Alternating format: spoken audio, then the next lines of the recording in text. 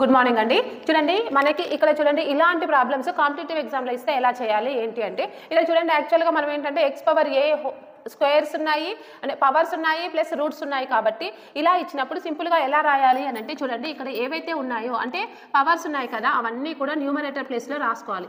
ఏదైతే ఇది అంటే దీన్ని బేస్ ప్లేస్లో రాసుకొని ఇవన్నీ కూడా అంటే రూట్లో ఉన్నాయి కదా అవన్నీ కూడా మనం ఏంటంటే బై రాసుకోవాలి అంటే డినామినేటర్ ప్లేస్లో రాసుకోవాలి. ఓకే, సో అలానే ఈ ప్రాబ్లం చూద్దాము. చూడండి ఇక్కడ మనకి ఏంటంటే బేస్ ఏముంది 3 ఉంది కదా, సో ఇవన్నీ కూడా ఏబిసి అవుతాయి. పవర్స్ అన్నీ కూడా పైన న్యూమరేటర్ ప్లేస్లో రాసుకోవాలి. 2 × 12 × 40.